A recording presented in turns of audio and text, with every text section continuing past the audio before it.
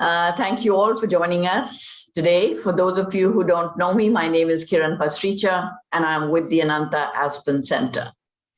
I'm delighted to welcome you all to our special program, the Ambassador Series, a unique platform for interaction with the heads of foreign missions in India and Indian missions overseas. India and Canada have a unique relationship which has been enormous, which has seen enormous growth in recent years. The pandemic has thrown new challenges as well as opportunities for the two countries to work together. We are honored to have with us today His Excellency Ajay Bisaria, High Commissioner of India to Canada, address this special session on charting the future of India-Canada relations. A very warm welcome to you, High Commissioner. Thank you. High Commissioner Bisaria has a long and distinguished career as a diplomat. Prior to his current assignment, he has served as High Commissioner of India to Pakistan and as India's ambassador to Poland and Lithuania. He has also served in the Prime Minister's office and as India's representative at the World Bank in Washington, D.C. I'm also delighted to welcome our chairman and the co-chairman of Forbes Marshall, Dr. Naushad Forbes. Dr. Forbes, thank you for chairing this important session with High Commissioner Bisaria. As always, it is a pleasure to have you with us. I am looking forward to a fascinating and insightful discussion today. With this, I'm now going to hand it over to you, Dr. Forbes, and the floor is all yours. Thank you. Thank you, Kiran, and good evening, ladies and gentlemen, and a very special welcome and good morning to our High Commissioner in Canada. High Commissioner, thank you for being with us today. We organize these sessions from time to time, but as Kiran mentioned just now, we've taken a break in the last few weeks as the second wave has really rolled around India and kept us all very, very preoccupied. And we're delighted to be getting back to normal in our own lives and our own operations. And we're especially delighted that you are getting us back to normal in our programming. The way that we structured this session for everyone's information is that I would first request our High Commissioner to address us, to give us his perspective on India-Canada relations, on where the opportunities really lie in taking this relationship further. We have a very close, warm relationship, but how do we take a close, warm relationship and build off that and take it further and achieve its potential? And then I'll ask a few questions, and as our High Commissioner is speaking, as I ask some questions, please keep posting your own questions on the chat, where our excellent team at Ananta Aspen will be keeping track of the questions, and we'll send them on, and then I'll ask them to our High Commissioner on your behalf.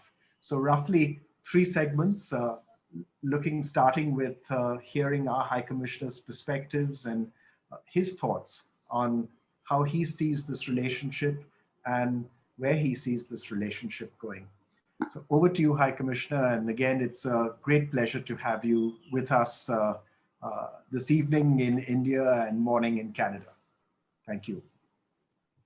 Thank you very much. Thank you, Dr. Forbes. Namaskar, good evening to everyone, ladies and gentlemen joining from India, and good morning to anyone who might be joining from Canada. I can tell you that in Ottawa, it's just past 9 in the morning, and it's a very un-Canadian day. It's 26 degrees centigrade, so I'm really feeling that I'm in India. It's one of the hottest days of the year.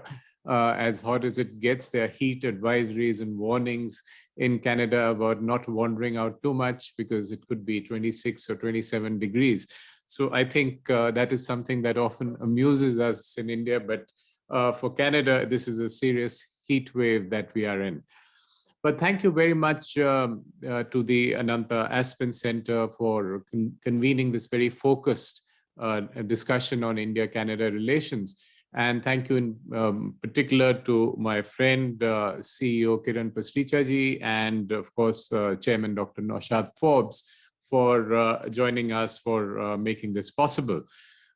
I thought in my opening remarks, I would briefly talk about Indo-Canadian cooperation and the picture, particularly what it's been in recent pandemic times, and then go on to talk about some of the opportunities that we could see opening up in the India-Canada, particularly the India-Canada Economic Corridor.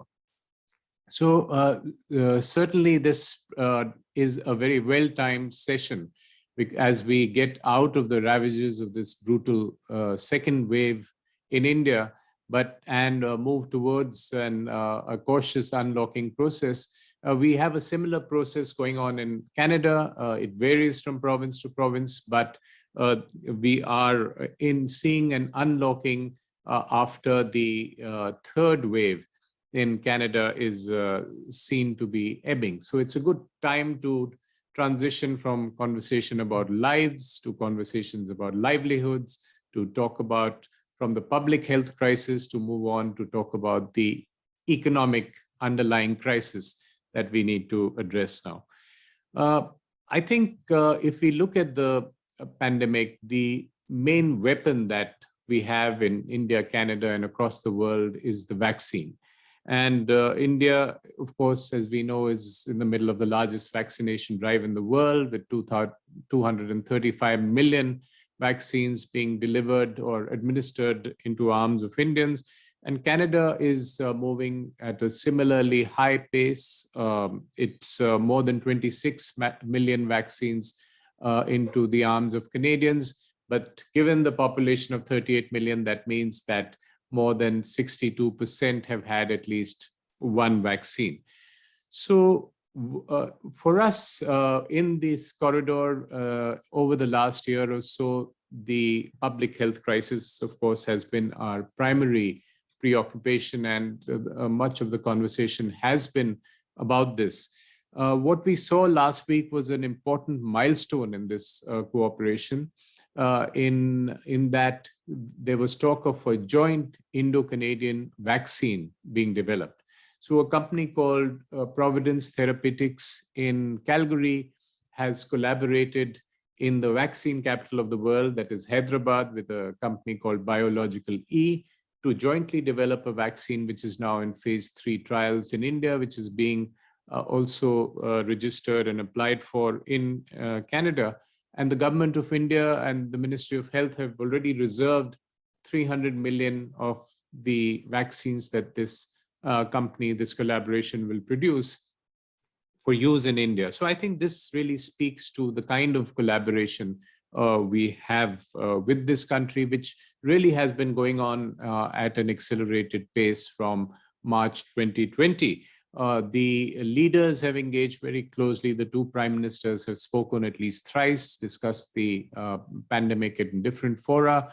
The external affairs ministers have been speaking to each other. The trade ministers have been speaking to each other. Right in the beginning of the crisis, we had the challenge of stranded Indians and stranded Canadians in either country. And we worked that out very well with an air bubble that allowed people to travel. We had an emergency evacuation of citizens. India had the Vande Bharat mission that was going on. So ranging from issues like evacuation of citizens to issues like vaccines and research, we've been having intense conversations. The India-Canada air corridor remains in place, but currently flights are suspended after the second wave in India till the 21st of June, and we hope that this corridor rapidly becomes normal. Also, we saw in the initial phases India living up to its role of the pharmacy of the world. India sent in hydroxychloroquine, paracetamol when it was required by Canada, among other countries. On February 10th this year, Prime Minister Trudeau made a call to Prime Minister Modi and talked about the possibility of India sending vaccines. India agreed readily, and we had 500,000 doses of the AstraZeneca vaccine that came into Canada. on March the 3rd. That was when the second wave was still a little far away. And we continued this collaboration. During the second wave, we saw a surge of support and solidarity from Canada. When India went through a tough phase, there was a good deal of medical supplies and medicines that were delivered by the Canadian Red Cross on behalf of the Canadian government. Several planes came in. We also saw a surge from different provinces of Canada when each one wanted to make a special contribution to helping with the second wave. And there was, of course, a huge surge from the Indo-Canadian community. So we are grateful for all that support that came in from Canada. Fortunately, the worst is behind us. We've also been in conversation on the India co-sponsored proposal of a waiver of the patent on vaccines and products related to COVID. This conversation takes place in Geneva at the WTO. And in a sense, both India and Canada have reacted similarly to the economic underlying crisis, with strong fiscal stimuli given to the economy, amounting to about 10% of the GDP of the country. So it was very similar, except that in India, we made use of this opportunity in following the principle of never waste a good crisis to undertake deep structural reforms, so not just reforms in terms of fiscal and monetary stimulus that the economy needed, but also land, labor, capital, liquidity, and deep-seated structural reforms that we wanted to do. And as we celebrate or observe the 30th anniversary of 1991, we ought to remember that the last time our backs were to the wall, our economy, we mobilized our economy, we put in place some very far-reaching reforms. And I think we have a similar moment ahead of us as we undertake structural reforms, as well as we go through opening up our economy. Talking of the India-Canada relationship, we've had a strategic partnership in place since 2015 when Prime Minister Modi visited Canada on a special visit. And since then, we've accelerated the relationship even more. In 2019, both governments in India and Canada came back with renewed mandates and decided to reset the relationship even further. So it was being called Trudeau 2.0, talking to Modi 2.0. External Affairs Minister Jaishankar came to Canada, one of the first visits after the new government came in. And there was a talk of a more pragmatic phase of engagement and moving with a strong focus on the economic partnership. The headline of the strategic partnership between India and Canada has been the investments, particularly by Canadian portfolio investors and investment firms. So this was about $5 billion in 2014-15, and it has risen to more than 10 times to about in the range of $50 to $60 billion today. So this has been the defining story of the economic engagement. And of course, this distinguishes the India-Canada economic corridor from the other relationships with other G20 partners, because the investments far outweigh and outnumber the trade numbers that we have. So this is quite a unique situation that we've had in the last few years. And in India, we valued this investment deeply because it came precisely where we needed it. So this investment came as long-term patient capital from the investment firms. It came in areas like infrastructure, energy, real estate, logistics, exactly where we needed it. And these patient Canadian investors have been present for more than a decade. And also, it was a win-win in a sense that India was getting capital, often embedded with technology in areas where we needed it. And for the funds, they were getting outstanding returns. So often there were cash outs at about 30%, but certainly better returns than any ones they were getting globally. Today in India, we have about 600 Canadian companies which are active, about 1,000 companies doing business with India, but it's a two-way corridor. So we have about 100 good companies from India in Canada as well, in sectors like information technology, pharmaceuticals, and so on. So trade also hit a very important milestone, even though it continues to be low. It was $10 billion in goods and services, and India has been exporting pharmaceuticals, steel pipes, diamonds, seafood, rice, and even auto components. And I think this is something which from Canada also we've had a good deal of agricultural export.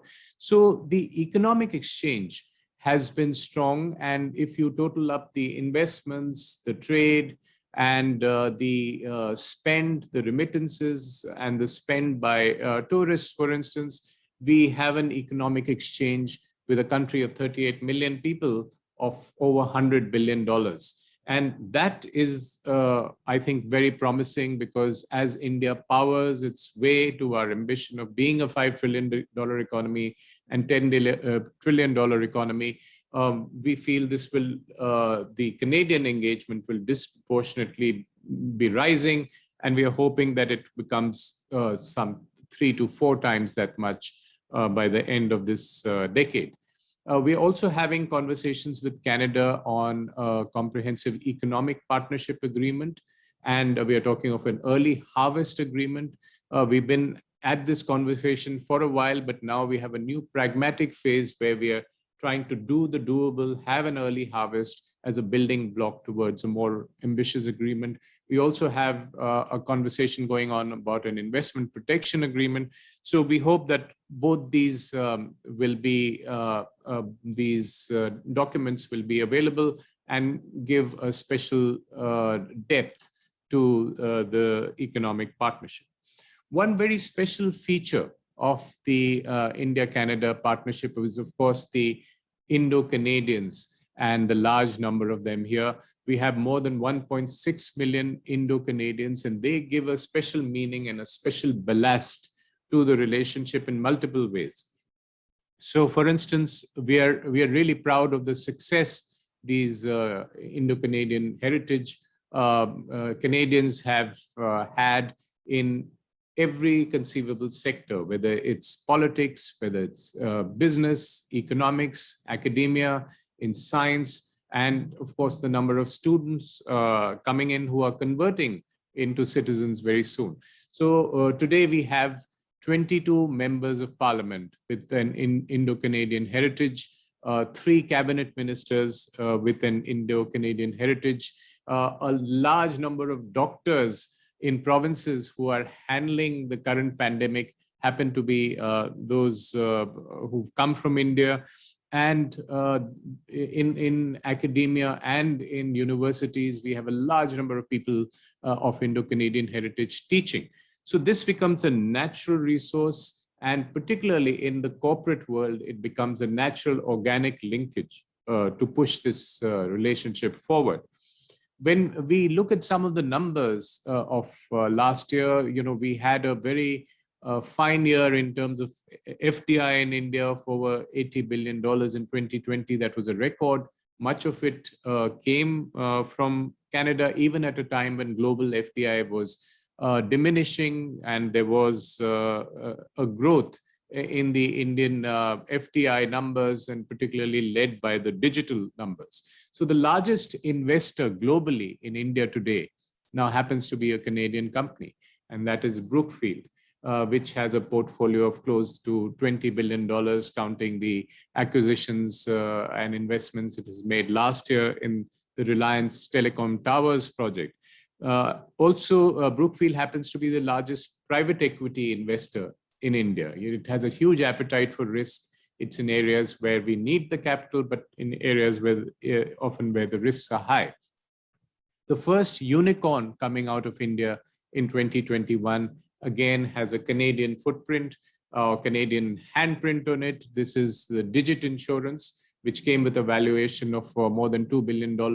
It's promoted by Fairfax, and again, a champion of the India-Canada corridor who leads it, which is Prem Vatsa, who's known as the Warren Buffett of Canada. He has been leading the charge and making those investments.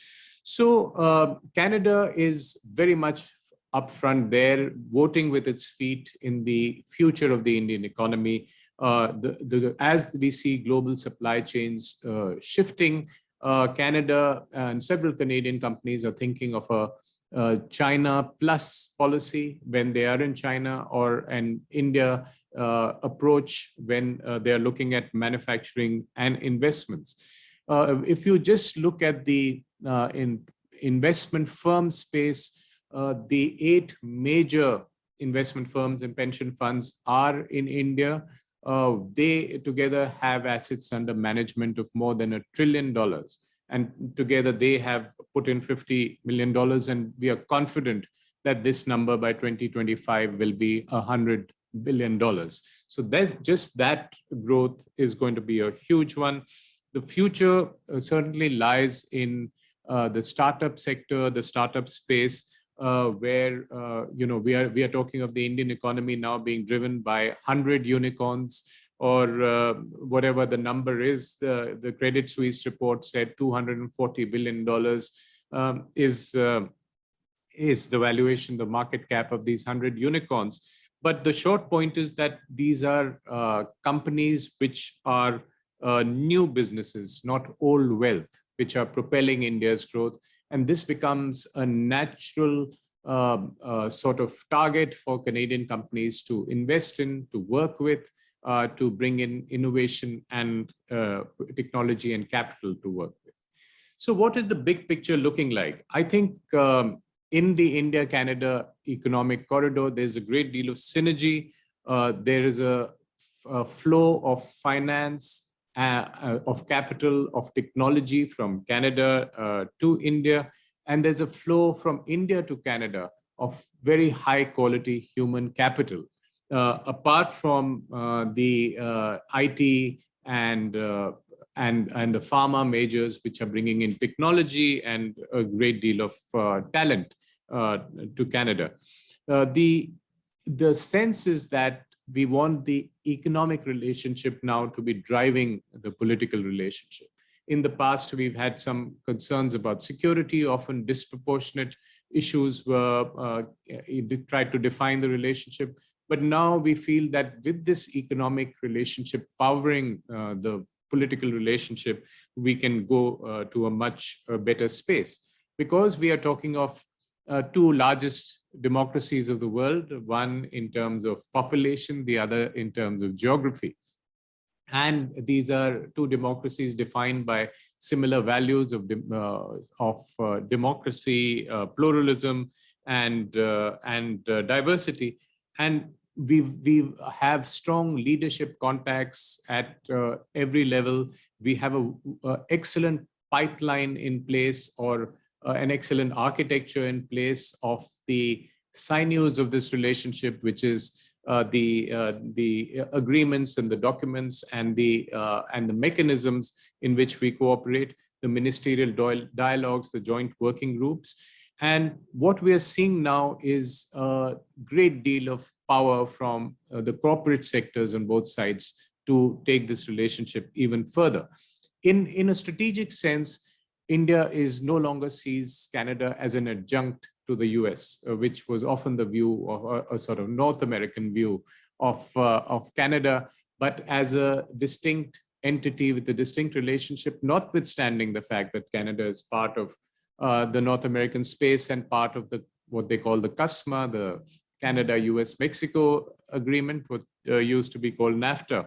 But also equally, Canada is not seeing India as hyphenated to any other country in South Asia. So India is an important player for Canada. It has its largest embassy in the world in India. And Canada, we have many strategic conversations, including on the Indo-Pacific, and we see Canada playing a bigger role there in being a voice against terrorism, and also for multilateralism. And as India has conversations with major partners on reforming the global governance structures to answer the needs of the 21st century, I think Canada has similar views in its commitment to multilateralism and moving ahead. So we have two G20 economies, one close to $2 trillion, the other close to $3 trillion, with a lot of synergies, and Canada punching its much above its weight in terms of the potential of its investment and the capital exporting potential of its economy. India, on its part, remains today the largest exporter of human capital to Canada. On every metric, India is number one, whether you count the number of immigrants, number of workers coming into Canada, number of students. That is 230,000 more students than we send to any other country, and more students than Canada receives from any other country, and even tourists. So in all these metrics, India is way up there. And this two-way partnership is evolving. Now, if you look at just students, the amount of remittances Indian students are getting into Canada, for instance, is more than $5 billion annually in tuition fees alone, because this is a service India is buying from Canada in terms of the education. Also, the diaspora then remains a very, very strong element in this mix. If you just take the example of Prem Vatsa and Fairfax, he went from zero investment in India in 2014 to about $3 billion today, with plans to go up to $10 billion. So Bangalore Airport has a Canadian underwriting with Fairfax. Leela Hotels is a Brookfield investment, and so on. So there are multiple other areas in which the Indo-Canadians are driving it. We had recently an initiative called Vaibhav, where we tapped into the scientists in universities in the West. And particularly in Canada, we had about 72 scientists of Indian origin who were working on the frontiers of technology in various areas, from pure sciences to applied sciences. And they became a natural ally for us for powering the India-Canada partnership in developing, for instance, the startups or the technologies that could be converted into commercial enterprises. So I think that is a broad picture of what is happening. To quickly talk about some of the specific economic opportunities, in case there are folks interested in that, I think a big picture opportunity certainly is the doubling of Canadian portfolio investment, which would happen in India. India is already providing the opportunities. We have a $1.4 trillion infrastructure pipeline in place, where you could write the big ticket checks for these pension funds and get great returns. So they're looking at that. In construction itself, we have a $640 billion opportunity. In pharma, we have a $65 billion opportunity. Similarly, 24 other sectors: auto, biotech, roads, food processing. We continue talking to Canadian partners about the investment opportunities there. In the next decades, we know that India will be a hub for digital growth, for innovation, for skills, for startups. And while it would continue to remain committed to democracy, rule of law, transparency, diversity. So these are all qualities that attract Canadian partners, which want India's future growth to be green, technology, and innovation driven. That's exactly what it's going to be. So the conventional wisdom was that we had this collaboration on energy and education, but now we're diversifying into multiple other sectors, a matrix of sectors in terms of investment, in terms of exports, in terms of technology. And Canada itself has a huge technology focus. It has 6 super clusters of technology, which include digital, protein, which is health-based or agriculture-based. There are next-gen technologies in artificial intelligence and in logistics, and oceans, for instance, is another area of research.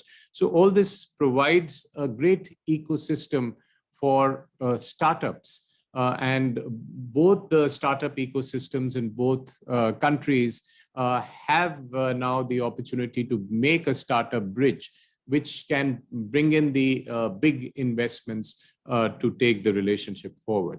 So let me stop right there with that picture of the economic opportunities, and I look forward to a conversation.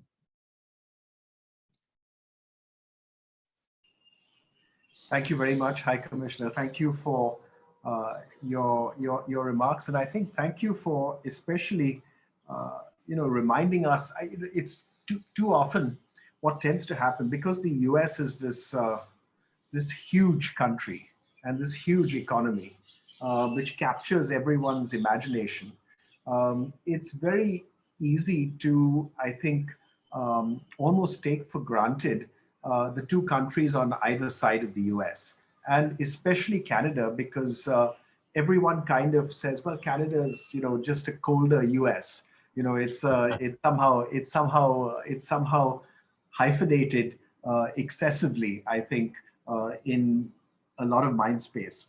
And I'm reminded of a professor of mine in college was the sociologist Seymour Martin Lipset. Used to go by the name of Marty, and Marty Lipset had he was a real specialist in the sociology and describing American society as in the US society. And his way of doing that was to study Canada. And it was a very interesting approach. And the reason he studied Canada was because he said, the US goes around thinking that it's the normal, it's the way the world is. And anything that's different, well, it's the world that's different. And Marty studied Canada with the US experience very, very clearly in his head, because this was his way of actually pointing out that the exception was actually the US in many, many different ways, in terms of how society was organized, in terms of how politics was organized, in terms of how some institutions were organized, that it was actually the US that was exceptional. And the rest of the world, including Canada, was very different. Thank you for, I think it sort of reminded me of some of the things that he would talk about when he talked about Canada, because we have a lot of affinity institutionally with Canada, with our, in terms of some of the institutional origins that we share. And I think your points about the diaspora, the role that the diaspora is playing increasingly, not just in economic life and as professionals, but in political life as well, is striking. Your comments about the number of MPs, the number of cabinet ministers, and then the economic relationship, I think. So thank you. Thank you very much for all those comments. Let me start with a question, picking up on something that you mentioned on the economic relationship. And you talked about, us starting to initiate a dialogue on economic cooperation, on working up some kind of an economic partnership agreement, and maybe even with an early harvest agreement. And I wondered if you could make some comments about, where do we as two countries see the greatest potential, that as a result of an early harvest agreement, or as the result of a wider economic cooperation agreement, what would we want to see change in the relationship between what we have now and what we could have with such an agreement? Well, I had a very interesting conversation recently about the India-Japan corridor. And one of the examples that was given was that we had a trade agreement with Japan a decade ago in 2011, and that brought about a 30% increase in the trade in that corridor in the last decade. But more interestingly, both the agreement with South Korea and Japan. South Korea was a more limited agreement that benefited investors. So when you have investors, for instance, then the Samsungs and the Toyotas, which set up shop in India or are investors in putting in their FDI in India, they would have negotiated tariff lines where they would get a better deal there. So a trade agreement or in whatever shape or form it comes does benefit the country's exporters and investors, and perhaps therefore the receiving country's economy as well, because that incentivizes investment. So in Canada, as we mentioned, there's a disproportionate investment emphasis, and a very welcome one. And therefore, that is what will remain in focus, the investment, the benefits that Canadian investment will get. For India, of course, the IT and pharma companies are making Canada their home. So this is something that we will continue to focus on.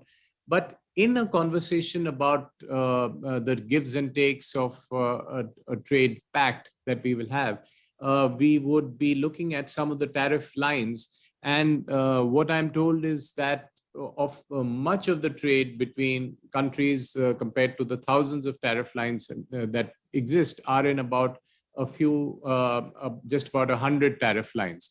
So that is why there is a strong focus, and we would focus on those, I think, in our conversations going forward, and try to bring a win-win in those limited areas. So just grab the low-hanging fruit and retain the ambitious ambition of a broader agreement for later.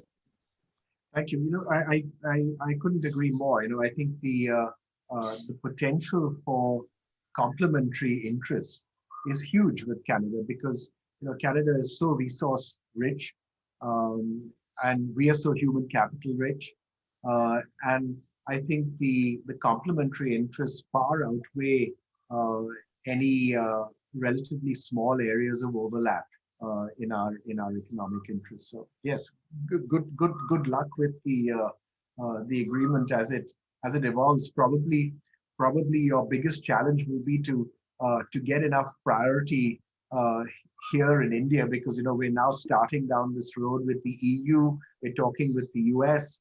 And we're talking with the UK as well, and we must make sure that Canada is up there in terms of the priority that we accord to relationship, because it sounds like it could be an easier win and an easier agreement to reach quickly. So yes, very much. Absolutely, it is a priority, and I can tell you that the two ministers have been speaking to each other very regularly. Minister Piyush Goyal has been engaging with his counterpart. So it is something really on top of the mind of our policymakers in India. Great, thank you. Thank you.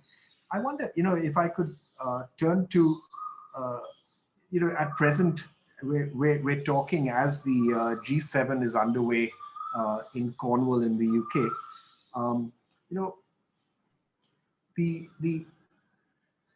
The G7 is coming out of an interesting time, a period when it was quite subdued in the 4 years that Donald Trump was president of the US, and he kind of downplayed the importance of the G7.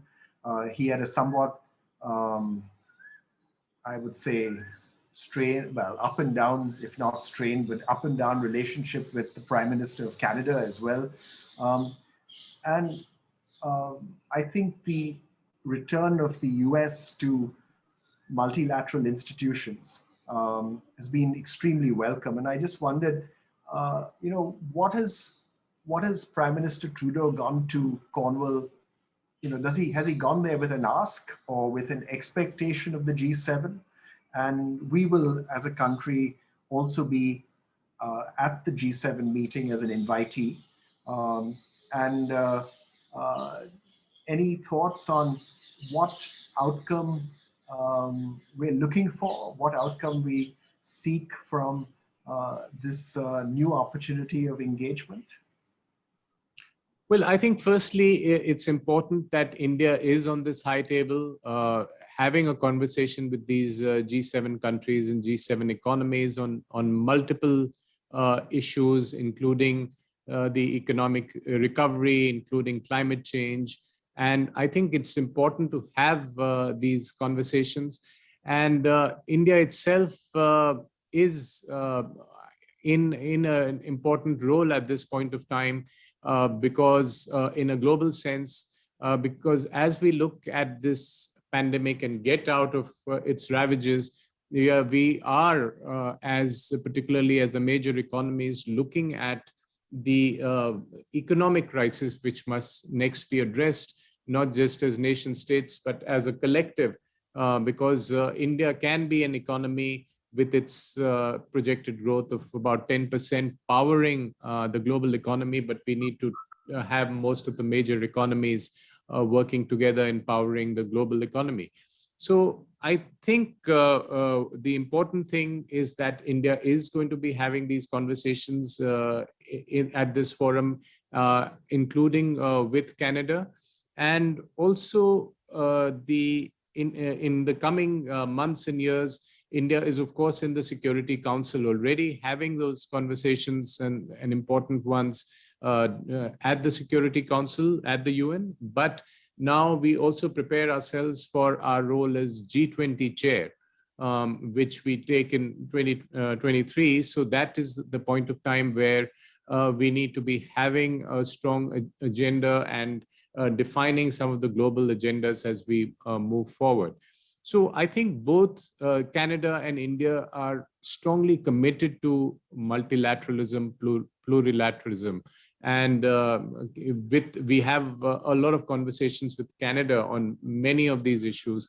And I think we'll continue to have them. And we just hope that Canada will also be now stepping out and having these serious conversations about the Indo-Pacific and about various strategic and economic issues as well.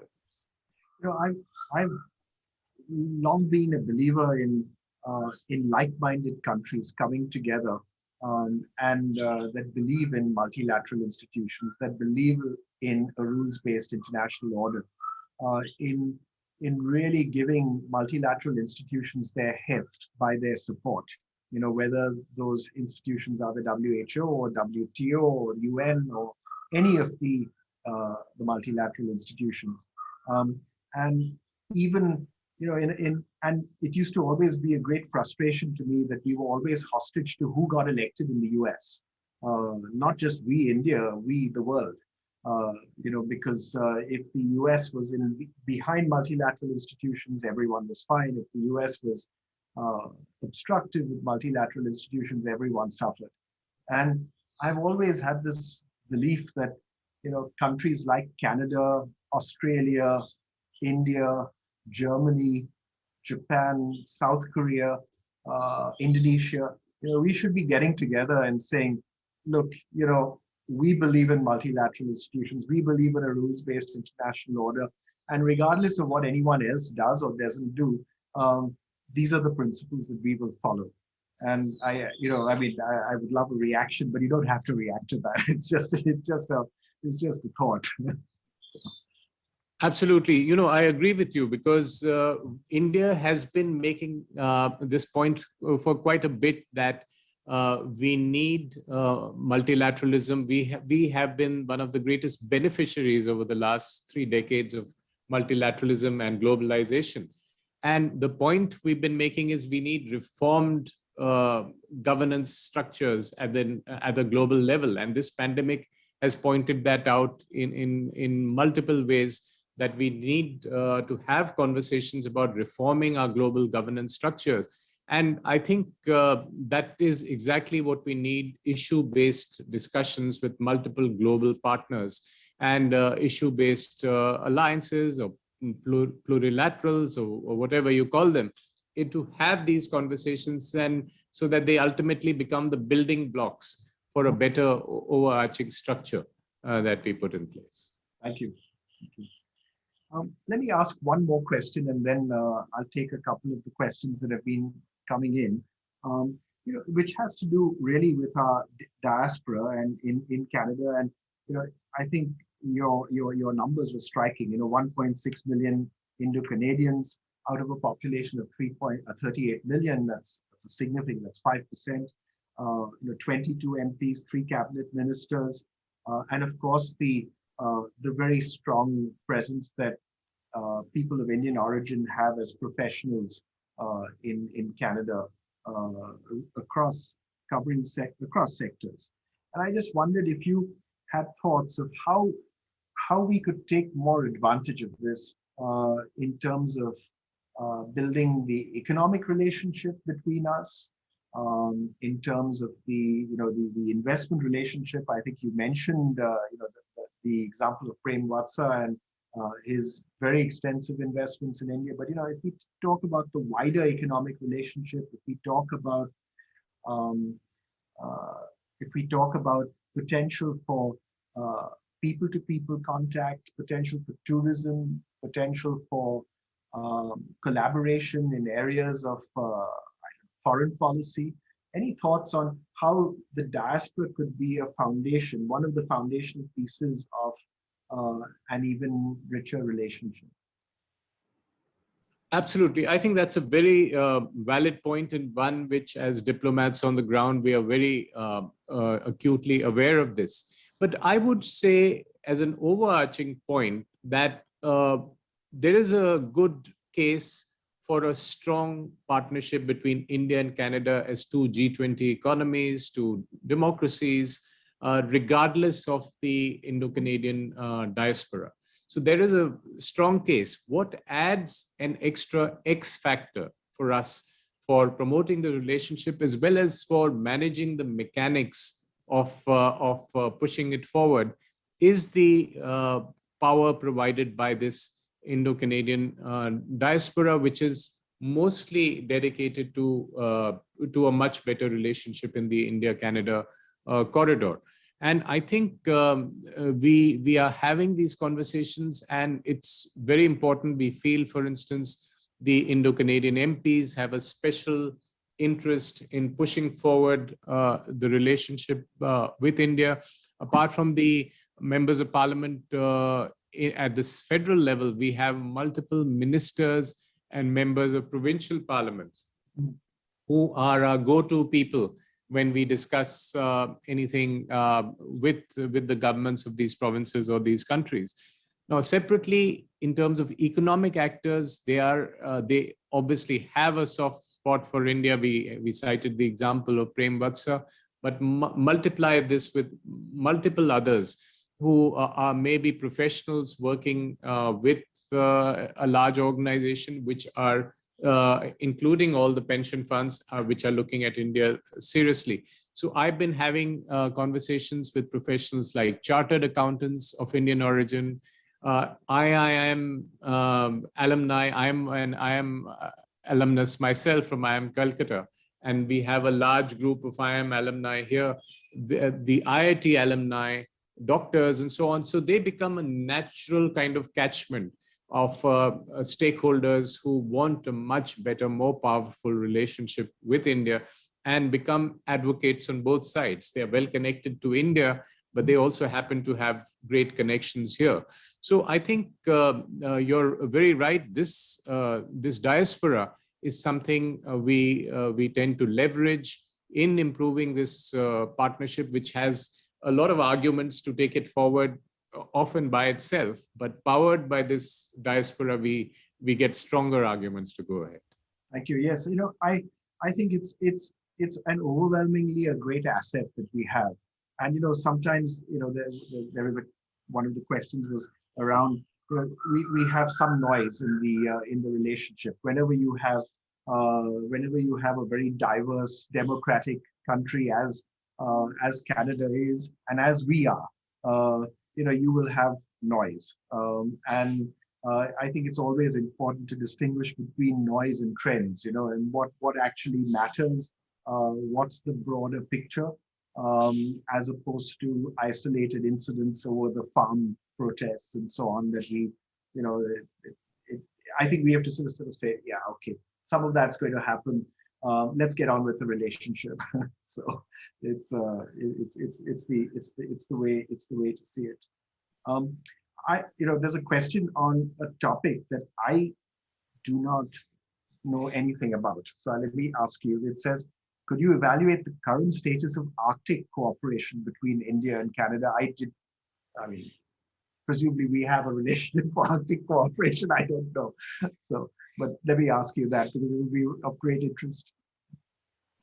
Well, thank you for that question. It is indeed a relationship we do have on the Arctic, because while Canada is a member of the Arctic Council, India is an observer, and we have been having very fruitful, kind of conversations and dialogues, both structured and otherwise, on the Arctic. We even had an Indian station in the Arctic that we were discussing that is present. And recently, when I was in India, I was happily part of a signing ceremony where Arctic experts from Canada had come, and with our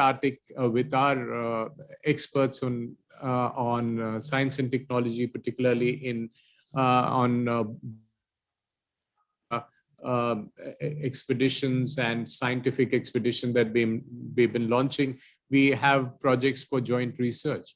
So the Arctic affects everyone. It affects India because when the Arctic ice melts, we get global warming, the oceans rise. So India is a stakeholder in what happens in the Arctic, and we continue to have these conversations with Canada, which has a great deal of expertise and a great deal of Arctic territory is part of the northern parts of Canada, because we tend to think of Canada as a little strip of 100 kilometers from the US border where most of the habitation is, but Canada's land extends way north into the Arctic Ocean, and we are quite aware of that, and we tap in on Canadian expertise there as well. Yes, I think people often ignore the fact that in terms of sheer landmass, Canada is, I believe, twice the size of the US. Absolutely. Something like that. So it's yeah, so very much.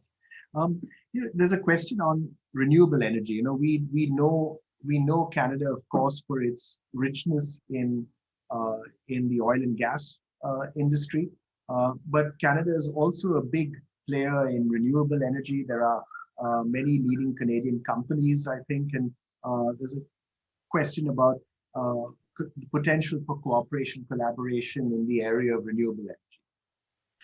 Yes, we continue to have those conversations, and more broadly on green economy issues. For instance, India, as you know, has taken the lead in several initiatives on the climate side, which includes the CDRI, the Coalition for Disaster Relief Infrastructure, the International Solar Alliance, and LEAD IT, the initiative to transition companies into a better climate situation. So we have invited, in fact, Canada to be part of some of these initiatives, and Canada is very favorably considering that.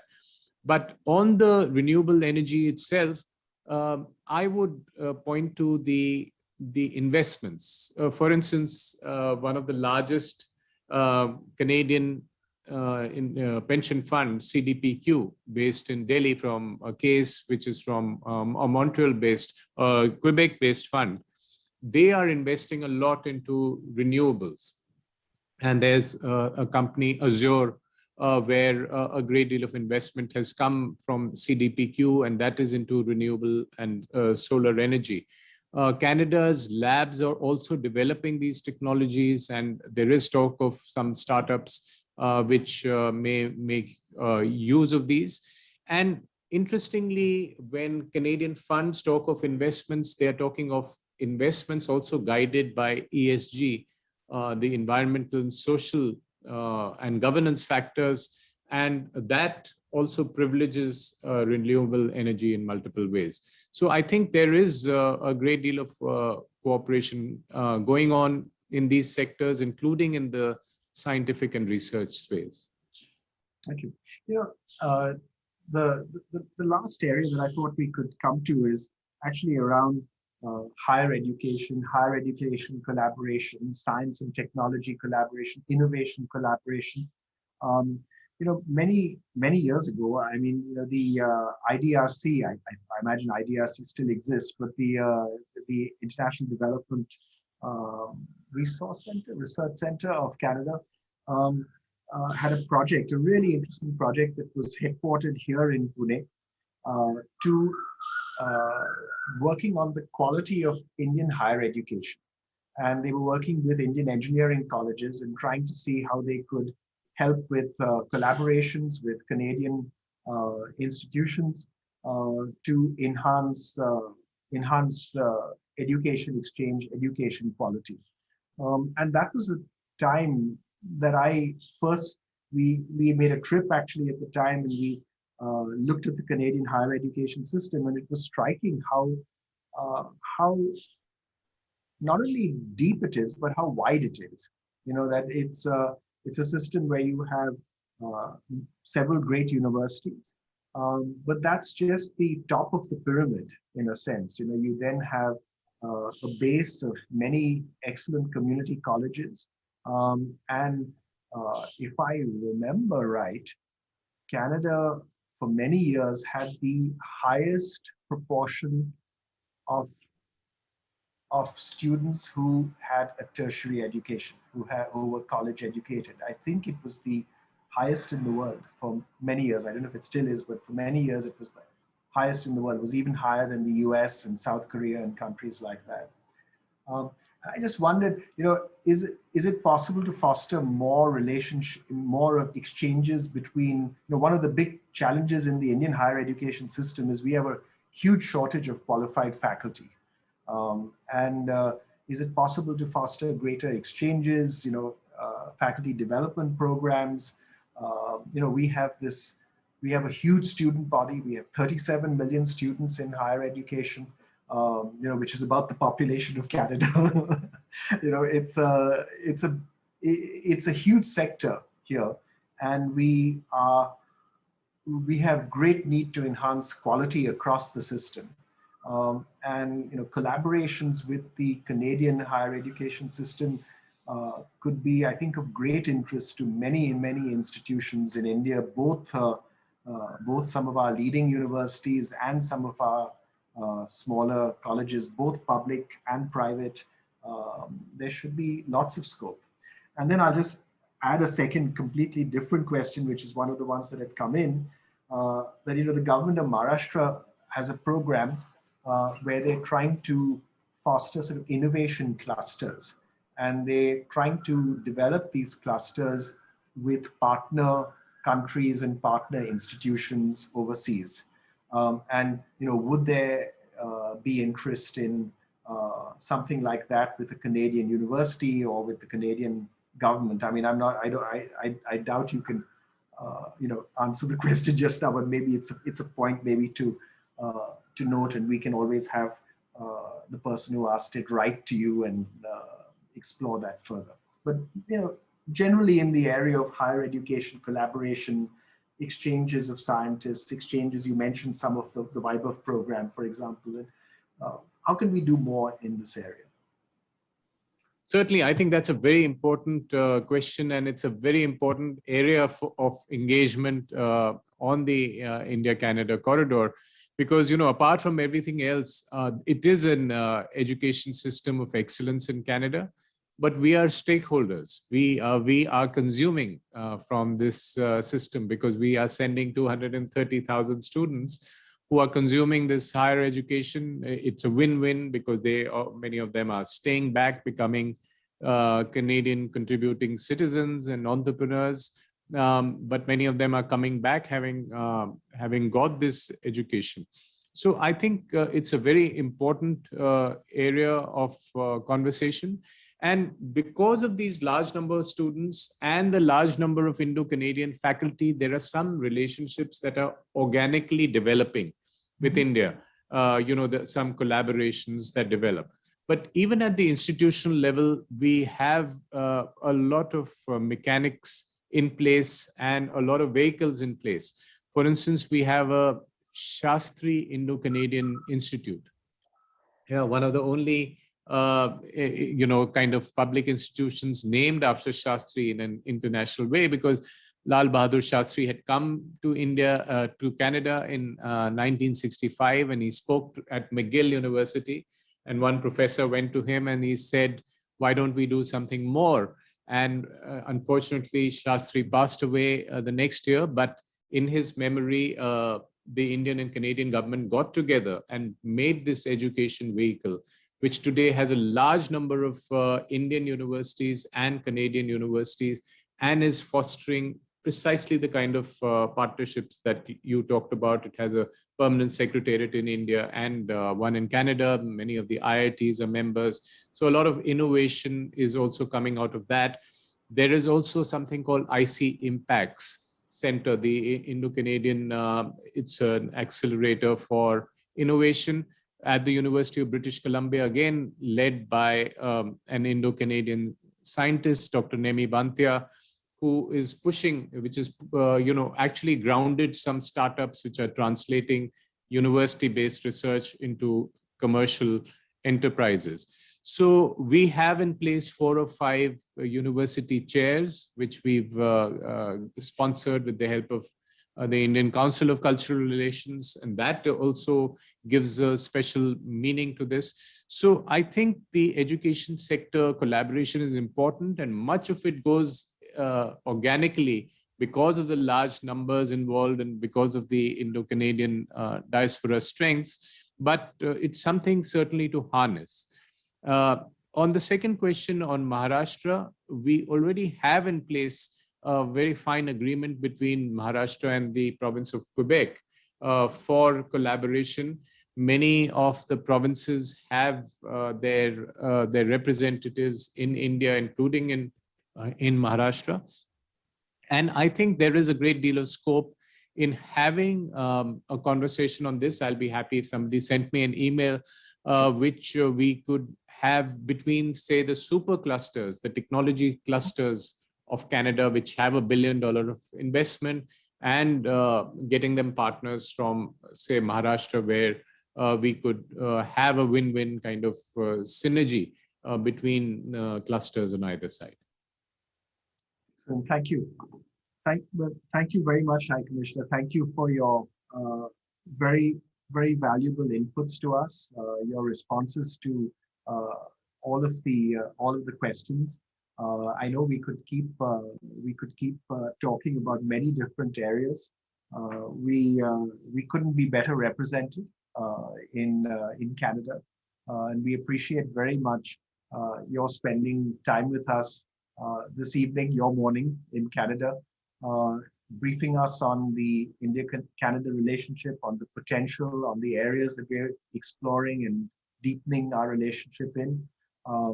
Certainly, I think you've convinced us both about the depth of the relationship as it exists now, and the scope to do more. So thank you very much for your participation today and for joining us at the Ananta Aspen Center this evening. Thank you. Thank you very much. Thank you for this opportunity. And I could only add the last comment that we are here at the High Commission and our 2 consulates in Vancouver and Toronto. We are very focused on promoting the economic partnership. So if anyone would like, please just drop us an email on any idea to take forward with Canada and the economic partnership. As you said, Dr. Forbes, people often tend to look at North America as one big unit, but there are some distinct comparative advantages in dealing with Canada. And we'd be very happy to guide, help, and advise any company or any organization which would like to take a relationship forward. Thank you very much. Thank you. Thank you. Thank you. Thank you. Good evening, and have a very good day as well in Canada. Thank you. Thank you very much. Bye-bye. Thank you. Bye-bye.